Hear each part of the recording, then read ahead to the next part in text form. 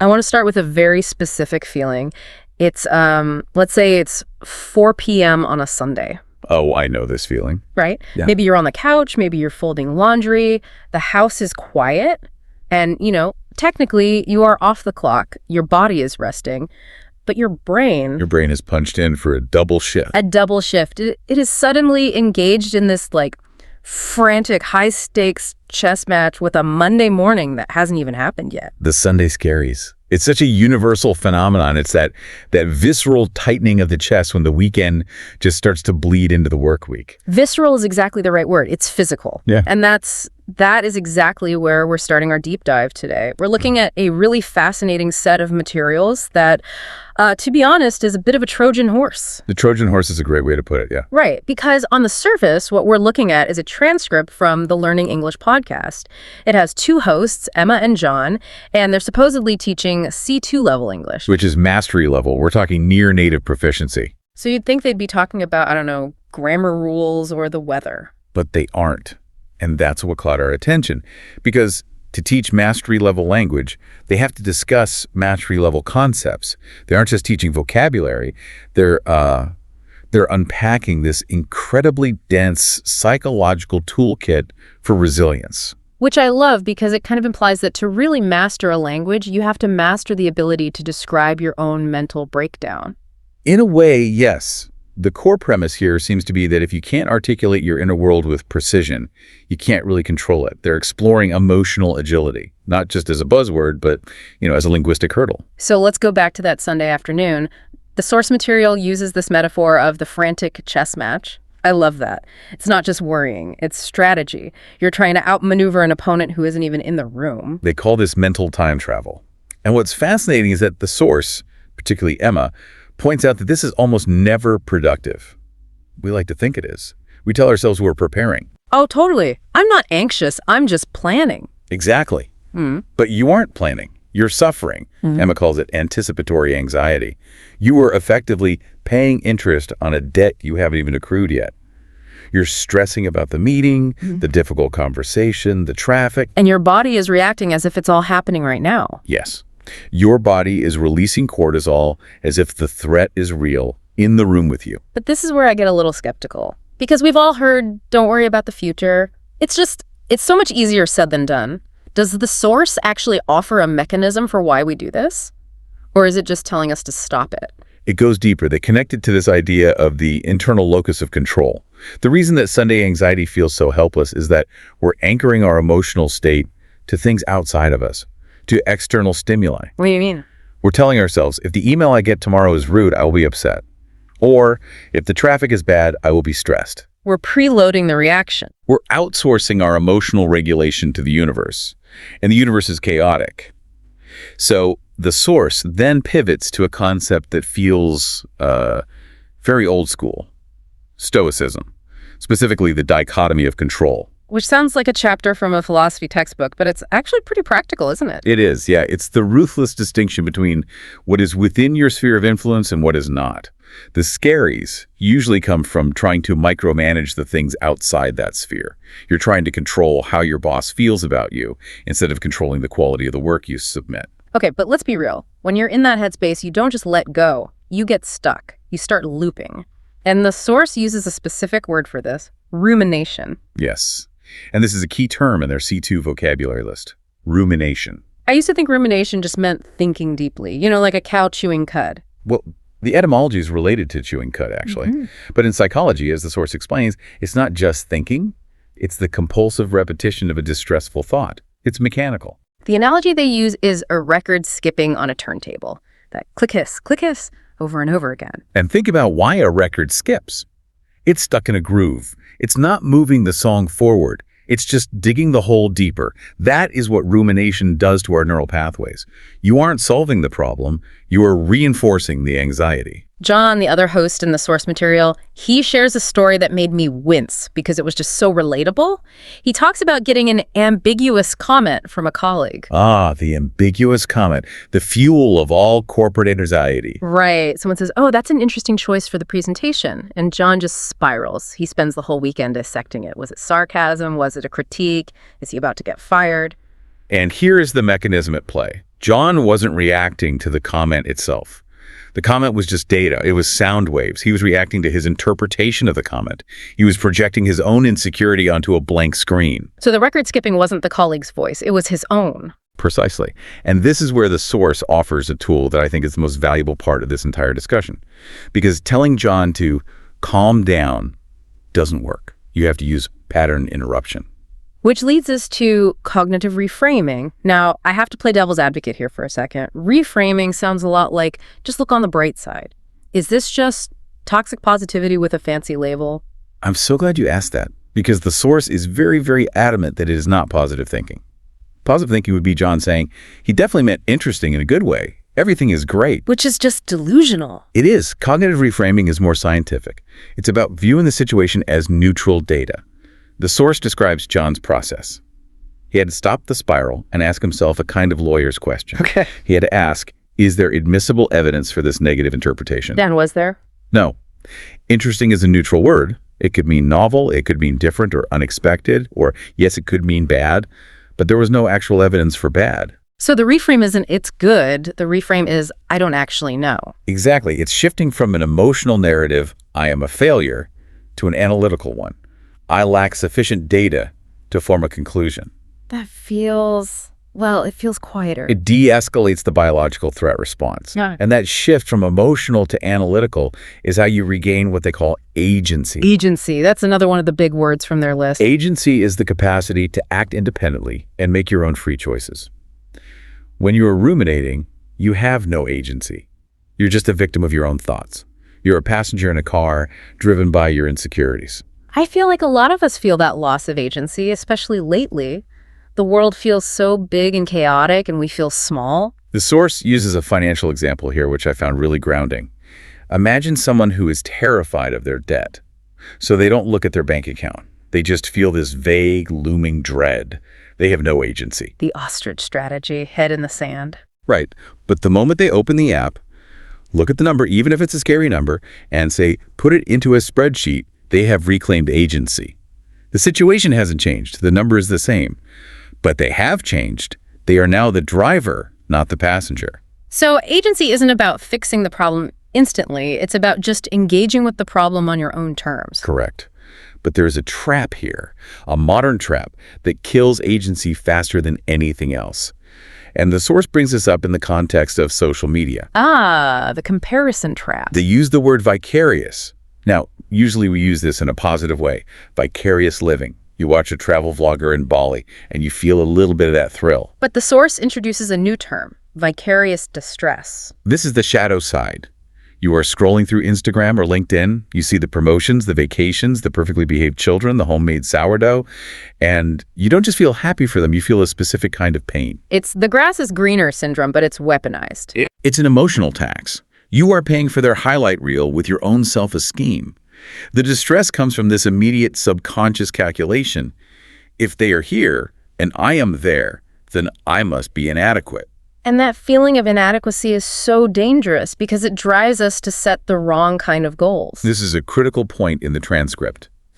If your goal is born from a place of, I am not enough, if you're trying to fix yourself because you feel broken compared to someone else, the pursuit of that goal will be exhausting. It's not a journey, it's a punishment. And it's completely unsustainable. Which brings us to the myth of Sisyphus. The guy pushing the boulder up the hill. I feel like we all know that image, but maybe we miss the point the source is making. We always focus on the pushing. But the tragedy of Sisyphus isn't the heavy lifting. It's the rollback. It's getting almost to the top, watching it roll all the way back down, and having to start over. That futility. That is what happens when we try to overhaul our lives overnight because of vicarious distress. We say, that's it. I'm going to change everything. I'll wake up at 5 a.m., run 10 miles, learn the language. We push that massive boulder up the hill on Monday. And by Wednesday? Gravity wins. The boulder rolls back. And the psychological damage of watching that boulder roll back is actually worse than if you had never started. Yeah. You just prove to yourself that you can't do it. You lose even more agency. So if we don't want to be Sisyphus, what do we do? Because we still want to grow. We still want to get better. The source advocates for micro-habits, or what's sometimes called the aggregation of marginal gains. It's kind of boring, honestly. that sexy. It's not a training montage in a movie, It's floss one tooth. essentially. Yeah. But it links back to agency. You can control a micro habit. You can control doing 5 minutes of focused work. You cannot control becoming a success. And when you set a goal you can actually hit, you build this feedback loop of competence. You prove to yourself, I said I would do this and I did it. You're rebuilding trust with yourself. Okay, I want to pause here. Because everything we've discussed so far, reframing, microhabits, agency, it's all very cerebral, it's very logical, it's about optimizing your performance. It's a toolkit for a functioning life, yes. But life isn't always just a project to be managed. And the source material takes a turn towards the end that I found really, really necessary. Because sometimes the boulder isn't a project. Sometimes the boulder is a person or a loss. This is the shift to handling genuine adversity. And I'm so glad the source went there, because otherwise this would just be another productivity hack conversation. Exactly. We aren't talking about the Sunday scaries anymore. We're talking about grief, heartbreak, real failure, the stuff that just knocks the wind out of you. And the instinct for people like us, people who listen to these kinds of discussions, who like tools, is to try and intellectualize that pain, to reframe the grief. Oh, yeah. Oh, I lost my job, but it's a great opportunity for growth. While you're still in shock. Right. Or this breakup is just data. The expert in the source makes a profound point here, which is you cannot intellectualize away a somatic experience. Somatic meaning relating to the body. Yes. Grief is not just a thought in your brain. It is a heaviness in your chest. It is a pit in your stomach. It's actual inflammation. Your body's keeping the score. So if you try to use cognitive reframing on deep grief, what happens? It's a form of suppression. It's invalidating your own reality. You're trying to skip the process. And the source quotes that old painful adage, the only way out is through. Which is the last thing you want to hear when you're in it. Of course. But this is where the definition of resilience changes. In the first half of our discussion, resilience was about bouncing back or reframing. But here, resilience is about vulnerability. Vulnerability is a strength. As a necessity. It's the ability to say, I am struggling, and that is valid. It's dropping the mask of toxic positivity. Toxic positivity is pretending the boulder isn't heavy. True emotional agility is acknowledging this boulder is crushing me right now. I can't move it today, and that's okay. That seems like the ultimate form of agency, in a weird way. To choose to sit with the pain rather than pretending it's not there. It is. Because you aren't running from it, you are facing it. And by facing it, you strip it of its power to surprise you. You are still the driver, even if the car is pulled over on the side of the road for a minute. That's a powerful image. And it ties everything together. Whether it's the Sunday scaries or deep grief, the enemy is the same. It's the lack of clarity. It's that nameless dread. And the solution is language. The solution is articulation. These words, rumination, agency, somatic, vicarious, they aren't just vocabulary words for an English test. They are coordinates on a map of your inner world. If you can't name the demon, you can't fight it. Precisely. If you don't know what rumination is, you just think you're crazy. You think you're broken. But once you have the word, you can say, oh, I'm ruminating. Yeah. The record is skipping. I need to bump the needle. Or if you don't know the term vicarious distress, you just think, I'm a loser compared to my college roommate. Instead of saying, I am experiencing a predictable psychological response to a curated image. This is not reality. So by articulating our inner world with this kind of precision, we're actually building the map to get ourselves out of the maze. It clarifies complex human experiences. And that clarity is what allows you to regain your footing. So let's bring this all home. We've covered a massive amount of ground, from the physiological dread of a Sunday afternoon to the philosophy of Sisyphus and the somatic reality of grief. If we had to boil this down, if you, the listener, take away one thing from this deep dive, what is it? I think the core lesson is that true positivity isn't the absence of negative emotion. It is the ability to navigate it. It's having that C2 level proficiency in your own psychology. It's the ability to say, I am spiraling and here's how I interrupt it, or I am in pain and I need to feel this to heal. And the source leaves us with a challenge, which I think is great for you to think about too. They ask, what is one micro habit you can implement this week? And keep it small. Don't be Sisyphus. Right. Not how will you change your life forever, but just one small thing. Maybe it's catching yourself when you say, I have to do this, and changing just one word. I choose to do this. That simple switch restores agency. Or maybe it's 5 minutes of silence instead of scrolling when you wake up. Just one marginal gain to stop that vicarious distress before it starts. Exactly. Build the system. Don't just chase the goal. I love that. And here's a thought I want to leave you with, something that really struck me while going through this transcript. We usually think of language as a tool for communicating with others. We learn words so we can talk to our boss, our partner, our friends. But this deep dive really suggests that the most important conversation you have is the one with yourself. That's the one that runs 24/7. That's the voice in your head on Sunday at 4 p.m. Mastering language isn't just about external communication, it's about internal clarification. If you can describe your experience accurately to yourself, you are no longer at its mercy. You regain your agency. And that, at the end of the day, is what resilience really is. So as you head into your week, whether you're facing a frantic chess match or just a heavy boulder, remember these tools. Check the evidence, find your agency, and don't be afraid to admit when the boulder is heavy. And remember, the only way out is through. Thanks for diving deep with us today. We'll see you next time. Welcome back to the deep dive. I want to start today by just taking a quick pulse check. Okay. Not your heart rate, although let's be honest, that might be a little high for some of us right now, but your mental state. Right. If I asked you to stop right now, whatever you do, pull the car over, pause the podcast, close all the tabs on your laptop, and just sit there for 10 minutes and do absolutely nothing. Move away. What is the immediate physical reaction you feel in your body? Panic. Panic. Yeah. A low grade or maybe even a high grade panic. Guilt, the itch, that little phantom vibration in your pocket where you think you're missing an email or a text that's absolutely vital. And sure, the fear of missing out, but for work. Exactly. And today we are tackling a condition that I think every single person listening to this feels deep in their bones. We're looking at that universal nagging sensation of being perpetually exhausted. You're running on fumes, but somehow you still feel like you haven't done enough. It is the modern condition, isn't it? Mm-hmm. We are drowning in tasks, yet we feel completely parched for any sense of real achievement. Yes, that's exactly. And the sources we've pulled for this deep dive, they all suggest this isn't just a time management problem. This isn't something you can fix by buying a new planner. Or a new app. Or a new app, right. It's a psychological trap. It's a cultural phenomenon. Right. So we're not just looking at how to hack your schedule today. This is a much deeper conversation. We're looking at a whole stack of research that pulls from evolutionary psychology, from neuroscience, even from classical economic theory. Mm-hmm.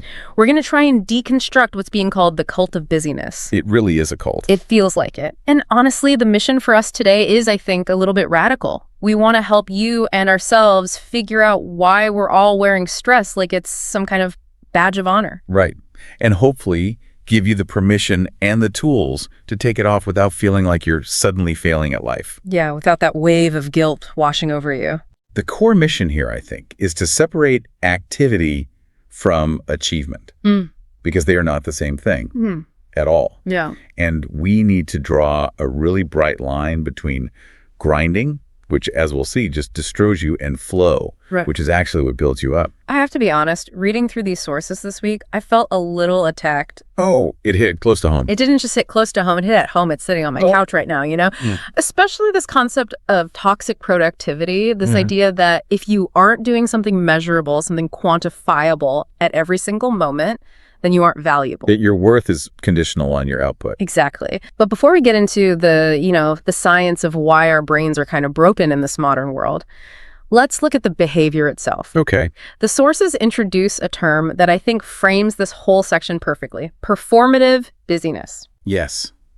This is such a crucial starting point because it gets to the heart of the illusion. Performative busyness refers to this phenomenon where we, as a society, have just completely conflated activity with achievement. Okay, I want to pause on that word you used, conflated, because it appears all over the research for this. Can you just break that down for us? Sure. To conflate something just means you're merging two separate ideas into one, usually by mistake. It's an error in, how you categorize things. So it's like saying apples and oranges are the same thing because they're both fruit. Exactly. And in this case, we have culturally decided that the act of doing things, moving papers around, sending a flurry of emails, running from meeting to meeting, is synonymous with creating value. Right. The appearance of work is the work. But the data, the actual outcomes, show they're very often inversely correlated. Meaning the busier you look, the less you might actually be getting done. Precisely. You can be incredibly active, your calendar can be a wall of color-coded blocks, and you can achieve absolutely nothing of substance. It's the hamster wheel. Lots of sweat, lots of motion, no destination. That's the perfect metaphor. But here's where I want to push back a little bit. Because it's easy for us to sit here and say, oh, don't just be busy, be productive. But in a real corporate environment, or even just in a family structure, isn't there a very, very real pressure to look busy? Oh, absolutely. The pressure is immense. I mean, if I'm sitting at my desk and I'm staring at the ceiling because I'm thinking about a complex strategy problem and my boss walks by, I look like I'm slacking off. You look like you're daydreaming. You don't look like a hard worker. Right. So I'll open a spreadsheet I don't need, or I'll start typing an email that doesn't matter just to create the optics. And that is exactly why the researchers call it performative busyness. It's theater. It's a stage play. A play called I Am Very Important and Overworked. Exactly. And the sources highlight that this behavior, this need to perform, it stems from a really primal place. It comes from what they call the fear of irrelevance. Fear of irrelevance, wow. Think about it. In an industrial economy, your output was visible. If you're a factory worker in 1920, at the end of the day, your boss can walk by and see the literal pile of widgets you've made. Tangible proof of your labor. Tangible proof. In 2024, in a knowledge economy, your most valuable output might be a single decision. It might be a strategy or a paragraph of perfect code or an insight you had in a meeting. It's invisible. So because the output is invisible, we have to make the effort visible. We overcompensate massively.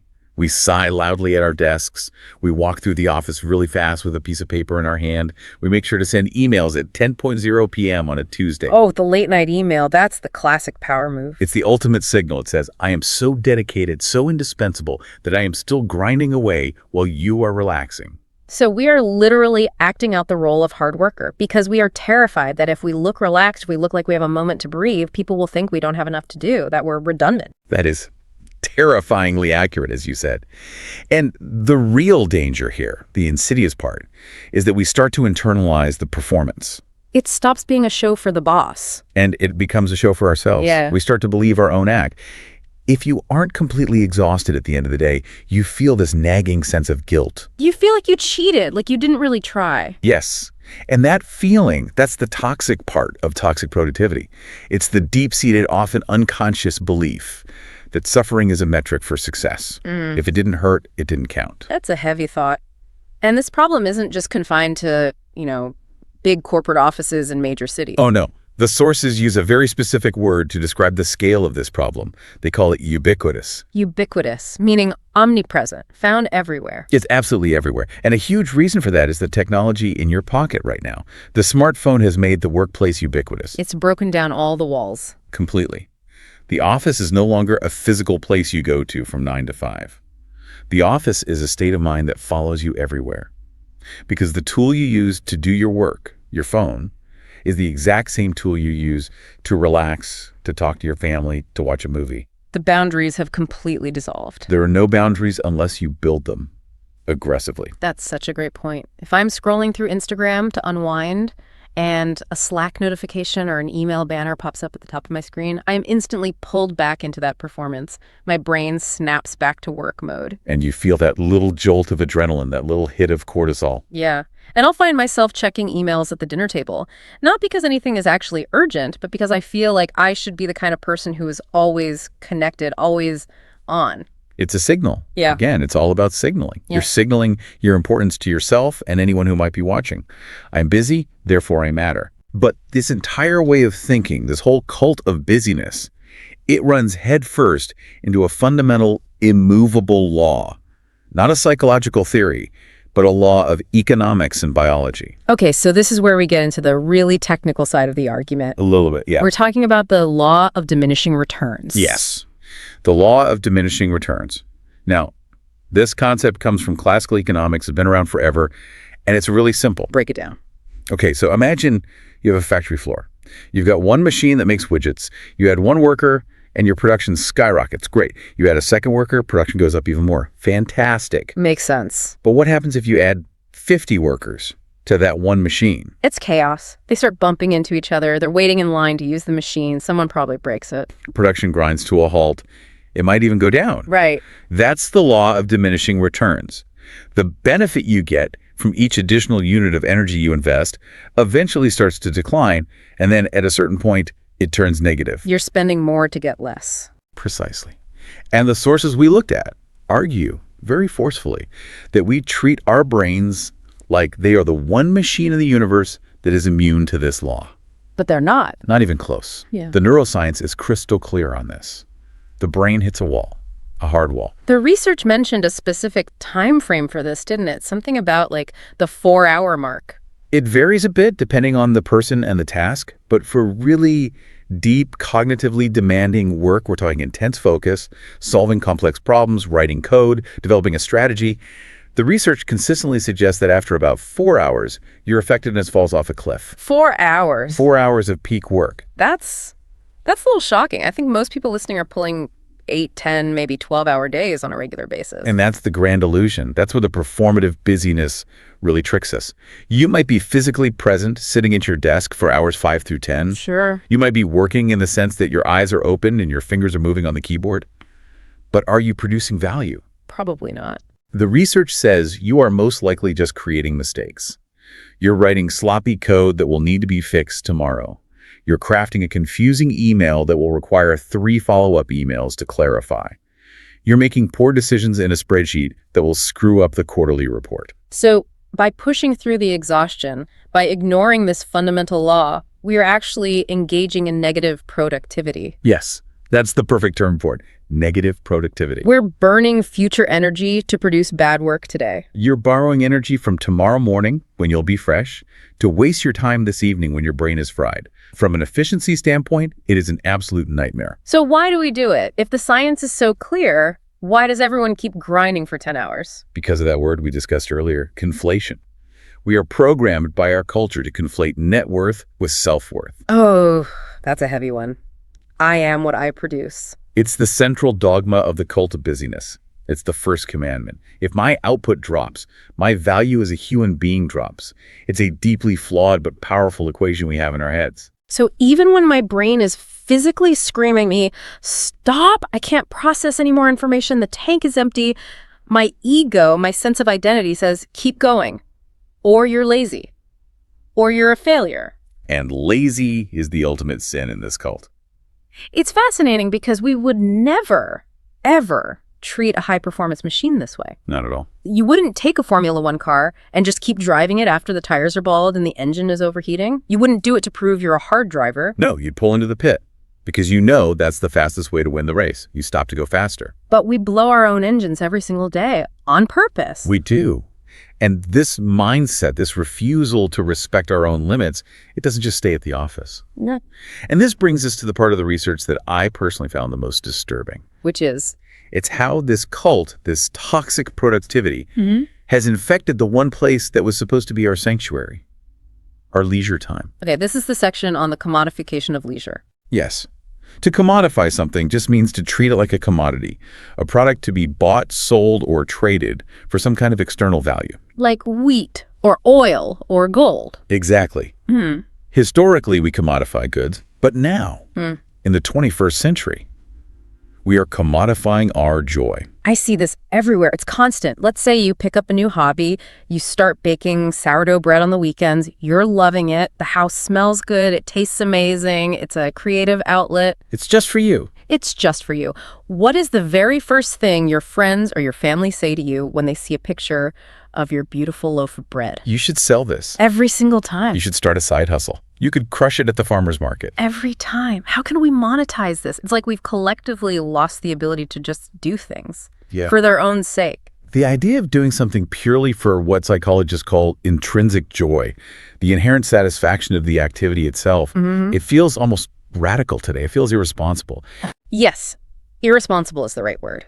If it doesn't make you money or build your personal brand or teach you a new skill that you can put on your LinkedIn profile, we categorize it as a waste of time. And that voice, It gets in your head. Oh, absolutely. I felt this so strongly. If I'm just sitting on the couch reading a fiction book, a novel, there's a little voice in the back of my head whispering, you should really be reading that biography of a CEO. You should be listening to a podcast about market trends. You should be learning something. It is so hard to silence that voice. That voice is the internalization of market logic.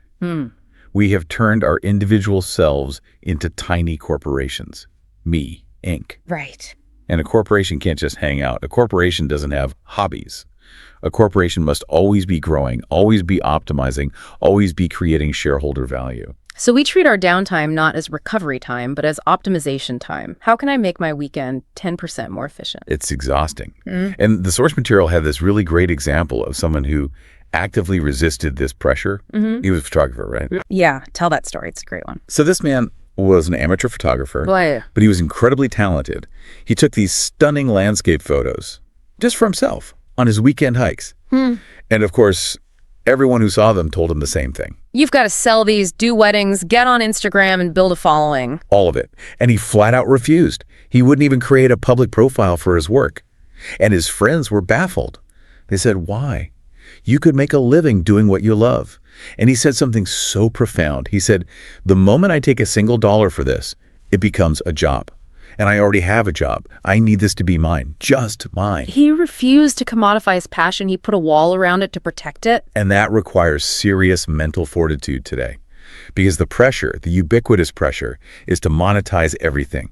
Turn your life into content. Turn your joy into a product. Wow. But here's where this deep dive really shifts gears. Because we've talked about the sociology of this, the psychology. Now we need to look at the biology. Because it turns out doing nothing isn't actually nothing. Not at all. This is where we get into the default mode network. Correct. The DMN. It sounds like a computer setting, restore to default settings. And in a way, that's a perfect analogy. Yeah. For a long, long time, neuroscientists had this assumption.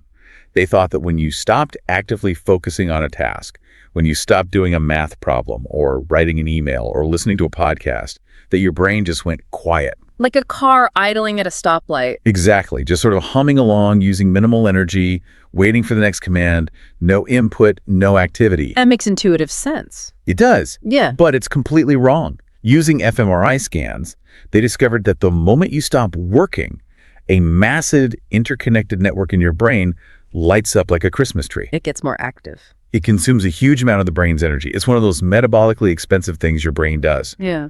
They were so surprised by this that they called it the default mode network, or the DMN, because it's what your brain defaults to when it's not focused on an external task. So when I'm staring out the window on the train and I look like a total zombie, my brain is actually revving its engine. It's revving its engine, and it's doing incredibly important work. So what is it doing? What's the job of the DMN? It's connecting the dots. The DMN is the part of your brain responsible for things like autobiographical memory, piecing together the story of your life. Yeah. It's involved in envisioning the future and thinking about other people's perspectives. And crucially for our discussion, it is responsible for consolidating information. What does that mean, consolidating? It's taking all the messy, disorganized data you absorbed during the day when you were focused, and it's filing it away. It's integrating it with your existing knowledge. It's making connections between ideas that didn't seem related at the time. This totally explains the shower principle. Shower principle, I like that. Yeah. You're stuck on a problem at work for 5 hours straight. You are banging your head against the wall. You're grinding. You've tried everything. You've hit the point of diminishing returns. Big time. So you finally give up. You drive home. You're frustrated. You hop in the shower to wash the day off. Your mind is wandering. And then, boom, the answer just pops into your head. Fully formed. That is the default mode network in action. The moment your task-positive network, the part of your brain that does the focused work, finally shuts down, the DMN spins up, it takes over. It has a wider, more associative view of the problem, and it finds the connection your focused brain was missing. So by idling, by letting my mind wander, I am actually enabling a higher level of problem solving. You are. And this is the great paradox of modern work. To be better at doing, you have to become better at not doing. Wow. If you fill every single spare second of your day with stimulation, you finish a meeting and immediately check your phone, you listen to a podcast on your commute, you scroll TikTok while you wait for the microwave, you are actively suppressing the default mode network. You're never giving your brain the silence it needs to do its job. Never. You're never letting it make those creative leaps. You are, in a very real sense, preventing your own moment of brilliance by refusing to ever be bored. We are so afraid of being bored. We see boredom as the enemy. The research says boredom is the breeding ground for creativity and insight. That's a tough sell, though, in our culture. Boredom is deeply uncomfortable. It feels like, well, it goes back to what you said before. It feels like irrelevance. And that brings us full circle back to the psychological trap. We avoid stillness because stillness forces us to confront ourselves. If I'm not busy, if I'm not consuming, if I'm not producing, then who am I? What am I left with? That's a deep question, but let's pivot slightly here because the goal isn't to tell our listener to quit their job and stare at a wall for 8 hours a day. Right. Work does need to get done. And the sources make a really critical distinction between two different ways of working, two different states of being, grinding versus flow. This is the practical antidote to toxic productivity. This is the way out. Most of us, especially in our culture, we wear the grind like a badge of honor. You see it all over social media. Hashtag rise and grind. Hashtag team no sleep. We worship the grind. But what is it really? Grinding is characterized by high friction. It's working against yourself. It's pushing a boulder up a hill of mud. It's high effort, low yield, and it is profoundly emotionally draining. And we usually do it because we think that's what hard work is supposed to feel like. If it's not painful, it's not working. Contrast that with flow. This is a concept that was popularized by the psychologist Mihaly Csikszentmihalyi. I always struggle with that name, but the concept itself is world famous. It is. And flow is that magical state where the challenge of the task in front of you perfectly matches your skill level. It's hard enough to be engaging, but not so hard that it's overwhelming. And when you're in it, you lose track of time. Completely. Hours can feel like minutes. You lose your sense of self-consciousness. You're not thinking about how you look while you're working or what your boss thinks. You are just completely immersed in the task itself. And the feeling afterwards is the complete opposite of the grind. Totally different. After a day of grinding, I feel depleted. I feel hollowed out. I want to lie on the floor and never move again. But after a few hours in a true flow state, even if I worked really hard, I feel buzzed. I feel energized, accomplished. Because flow is regenerative. Yeah. It builds you up. The grind is destructive. It breaks you down. Toxic productivity worships the grind because the grind looks hard. The suffering is visible. It's performative. That's a great point. But true mastery in any field seeks flow. If you watch a master at work, a great chef, a brilliant surgeon, a concert musician, they rarely look frantic. They don't look like they're grinding. No, they look focused, intentional, almost effortless. They are efficient because they aren't wasting a single drop of mental energy on the performance of work. They are putting 100% of their energy into the task itself. So how do we get there? How do we move from a life of grinding to a life of flow? Is it just about picking better tasks to do? That's part of it, but it's more about creating the right conditions. It's about setting boundaries and protecting your focus. You absolutely cannot enter a state of flow if you are being interrupted every 6 minutes by an email notification or a Slack message. So multitasking is the enemy of flow. Multitasking is a neurological myth. What you call multitasking is actually just rapid task switching, and every time you switch, you pay a cognitive price. You're just doing all of the tasks poorly. Flow requires deep, uninterrupted blocks of attention. And the cult of busyness thrives on interruption. It loves the constant chatter. Because chatter looks like activity. Silence looks like idleness. Okay, we have covered a lot of ground here. We've deconstructed the performance of busyness, we've looked at the hard science of rest and the default mode network, and we've defined this target state of flow. Right. Before we wrap up, I want to synthesize this for the listener. We've thrown some very specific vocabulary at you today, and I think giving you these words is giving you tools. I want to make sure these terms really stick. Let's review the lexicon. The key vocabulary for escaping the cult. First up, diminishing returns. How do we use this one? You use this as permission. It's your authorization to stop working. When you feel that mental fog rolling in, when you've read the same paragraph 4 times, that's not a failure of your character. That is the law of diminishing returns. Recognize it and respect it. Pushing harder will yield less. Okay. Number 2, commodify. Use this to protect your joy. Build a wall around your hobbies. Be vigilant.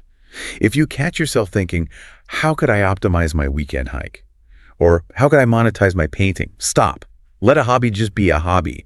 Its value is that it has no market value. I love that. Third term, ubiquitous. This is about understanding the enemy. The pressure to be productive is everywhere. It is ubiquitous. It's in your phone. It's in your social media feed. It's in conversations with your family. So you cannot wait for the world to give you a break. It won't. You have to be the one to carve it out. You have to build the fortress yourself. You do. And finally, and I think this is the most important one, conflate. This is the foundational error. Do not conflate your net worth with your self-worth. Do not confuse what you do with who you are. Your productivity is a function of your job. Your value as a human being is inherent and unconditional. That separation, just intellectually making that separation, feels like the first real step to mental freedom. It is. It's the beginning of the escape. You know, going through all this research, there is one question from the source material that has really lingered with me all week. It's the kind of question that it keeps you up at night if you're being honest with yourself. The $1 million question. The $1 million question. And it's this. Are you busy because you are productive?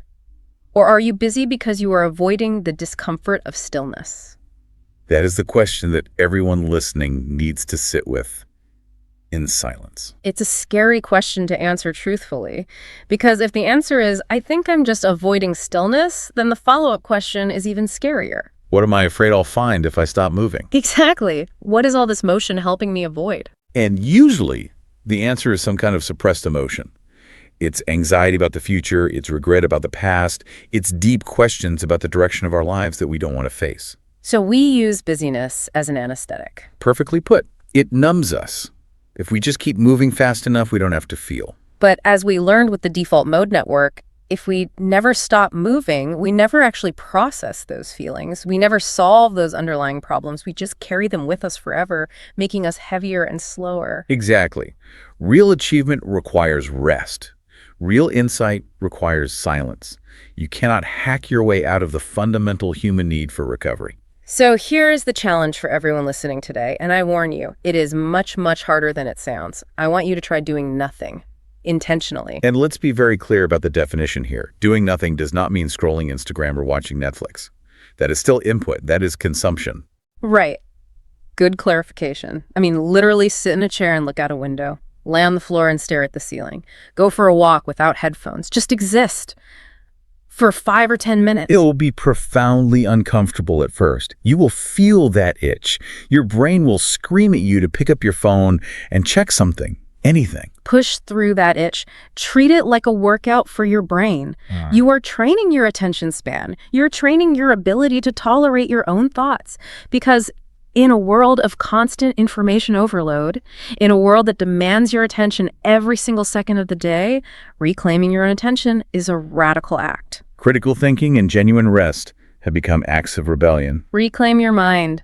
Thank you so much for diving deep with us today. This has been therapeutic for me. Same here. It's a really good reminder for all of us. Keep thinking deeply, everyone. Yeah. And maybe, just maybe, go do a little bit of nothing today. We'll see you next time.